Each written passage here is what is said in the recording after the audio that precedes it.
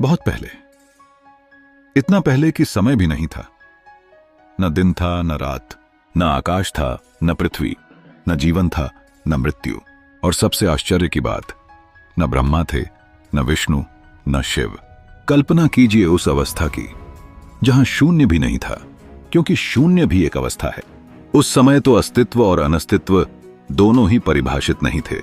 ऋग्वेद के नासदीय सूक्त में कहा गया है, तब न सत था न असत, न कुछ था न कुछ नहीं था। यह कोई साधारण पौराणिक कथा नहीं है, बल्कि मानव इतिहास की सबसे प्राचीन दार्शनिक जिज्ञासाओं में से एक है। तब क्या था? वेद कहते हैं केवल एक तत् एकम, एक अदृश्य निराकार अनंत चेतना। वह न देव था न दानव न सृष्टा, वह केवल एक था जो स्वयं में स्थित था। न हवा थी न आकाश न दिशा, कोई गति नहीं, कोई ध्वनि नहीं, पूर्ण निस्तब्धता। फिर प्रश्न उठता है, सृष्टि की शुरुआत कैसे हुई? नासदीय सूक्त बताता है कि उस मौन में एक सूक्ष्म कंपन उत्पन्न हुआ। वह कंपन था इच्छा, काम, सृष्टि की प्रथम प्रेरणा।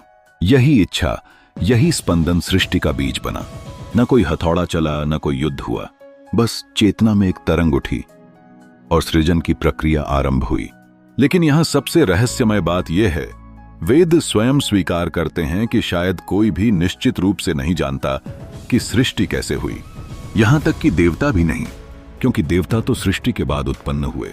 तो फिर सृष्टि का साक्षी कौन था? ऋग्वेद कहता है, शायद वह परम जो सर्वोच्च आकाश में स्थित है वही जानता हो, या शायद वह भी नहीं जानता। यह विचार चौंकाने वाला है, क्योंकि बाद के पुराणों में हमें स्पष्ट कथाएं मिलती हैं।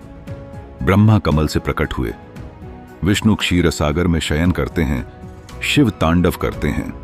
लेकिन वैदिक युग में सृष्टि की कल्पना इससे कहीं अधिक दार्शनिक और रहस्यमयी थी। वहां कोई मानवीय रूप नहीं था, कोई त्रिमूर्ति नहीं थी, केवल अनंत चेतना थी। जब वह प्रथम स्पंदन बढ़ा, तब ऊर्जा और पदार्थ के बीज बने, प्रकाश और अंधकार अलग हुए, ऊपर और नीचे की दिशा बनी। जल का प्रथम उल्लेख भी यहीं मिलता है, आद्य जल, जिसमें सृष्टि का गर्भ पल रहा था। यह जल भौतिक भी हो सकता है और प्रतीकात्मक भी, संभावनाओं का महासागर। धीरे धीरे उसी अनंत सत्ता से ब्रह्मांड का विस्तार हुआ, और बहुत बाद में जब व्यवस्था और संतुलन की आवश्यकता हुई, तब सृजन, पालन और संहार की शक्तियां रूप लेने लगीं। इन्हीं शक्तियों को आगे चलकर ब्रह्मा, विष्णु और शिव के रूप में समझा गया।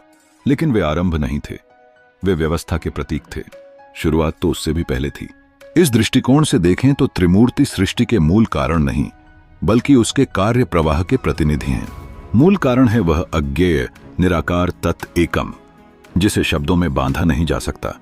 यही कारण है कि वेद प्रश्न पूछते हैं, उत्तर थोपते नहीं, वे जिज्ञासा जगाते हैं। तो सोचिए, यदि देवता भी सृष्टि के बाद आए, तो सृष्टि से पहले क्या था? क्या वह केवल ऊर्जा थी? क्या वह चेतना थी? या वह कुछ ऐसा था जिसे हमारी बुद्धि समझ ही नहीं सकती? ऋग्वेद का यह सूक्त हमें आस्था से अधिक विचार की ओर ले जाता है। यह बताता है कि प्राचीन भारत में केवल पूजा ही नहीं, गहन दार्शनिक चिंतन भी था। वहां यह स्वीकार करने का साहस था कि शायद हम सब कुछ नहीं जानते।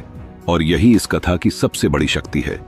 सृष्टि की शुरुआत किसी युद्ध से नहीं, किसी देव प्रकट से नहीं, बल्कि एक सूक्ष्म इच्छा, एक कंपन, एक मौन से हुई। जब अगली बार आप ब्रह्मा, विष्णु और शिव की मूर्तियों को देखें, तो याद रखिए, उनसे भी पहले एक ऐसा रहस्य था जो आज भी अनसुलझा है। शायद वही असली आरंभ है, और शायद वही अनंत सत्य।